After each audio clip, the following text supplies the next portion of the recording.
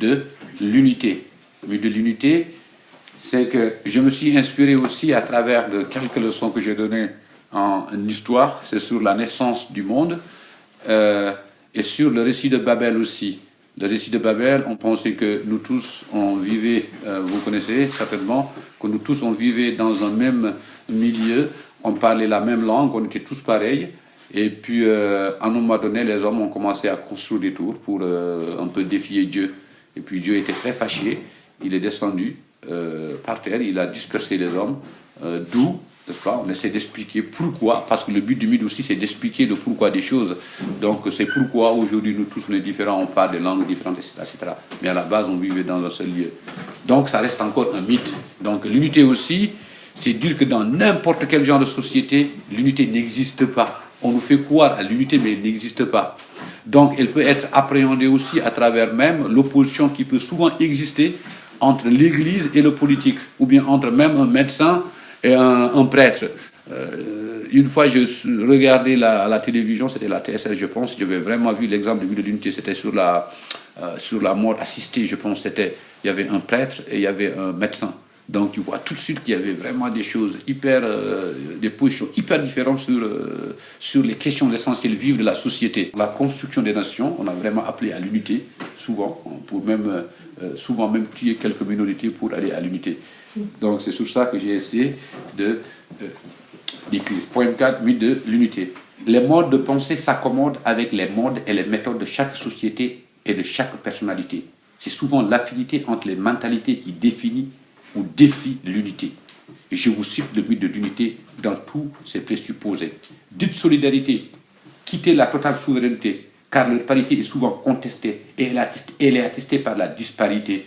Il est toujours marqué par ce fossé entre raison et religion. Je cite et je récite le mythe de l'unité qui s'accommode avec les modes, les codes et les méthodes de pensée de chaque société et de chaque personnalité. C'est l'unité dans la disparité, par la mixité des idées et des pensées qui sont des codes sensés dans la visée du mythe de l'unité. Il est souvent phagocyté par la différenciation, les visions et selon les solutions de chaque situation. Mythe de l'unité. Je vous cite ce mythe qui oppose religion et raison dans leur configuration. Des oppositions qui se font souvent dans la désolation. La consolation est dans la dissolution d'une vision. C'est la contestation, on coupe leur cohabitation. C'est le coup de tous les doutes. Mode et méthode de pensée. C'est ce qui pèse et lèse l'unification. Mythe de l'unité. Sa primauté est souvent doutée, dotée d'idées guidées et déguisée par la peur. Et on garde certains dans le viseur. C'est la peur d'une voix unique, cynique et cyclique, qui nique l'unité avec ses idées caduques. C'est sa lanterne et ceci la rend terne, une référence de sa cohérence interne qui l'interne ou la materne. Je vous cite ce mythe aux visions souvent en opposition. Une vision religieuse qui se veut pudique et unique et une vision de la vision scientifique qui se veut rigoureuse et même sérieuse. Ce sont ces visions opposées, mais qui souvent doivent composer avec des causes et des clauses qui causent des choses moroses qui se terrent sur les imaginaires aussi sociales que mentales. C'est paradoxal, mais toujours en cavale avec l'idéal d'un deal social légal, soit moral, soit aussi légal, et relégables seront les ingérables. C'est le mental d'une société capitale qui se fiche souvent du social.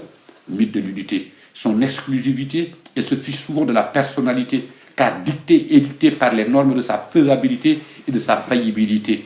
La cruauté des décisions accroît les exclusions, mais tant pis si tu prêches l'unité qui est dans son éternel tunnel de solidarité et de nuité dû à ses identités émiettées qui vont dénuder l'unité. Moi, je vous cite le mythe de l'unité qui signifie et unifie les modes et les méthodes de pensée. C'est le code des sociétés qu'on doit se doper et adopter. C'est l'unité imaginaire, légendaire, corollaire aux divers corps qui la composent et qui arrosent le rêve de l'unité, mais il y a trêve de l'unité dans la pensée unique, cynique, qu'ils disent pourtant laïque. Je cite le mythe de l'unité, rêve de l'unicité de la pensée, qui est une sève de l'ubiquité de la diversité. Bocalba, 25 juin 2014.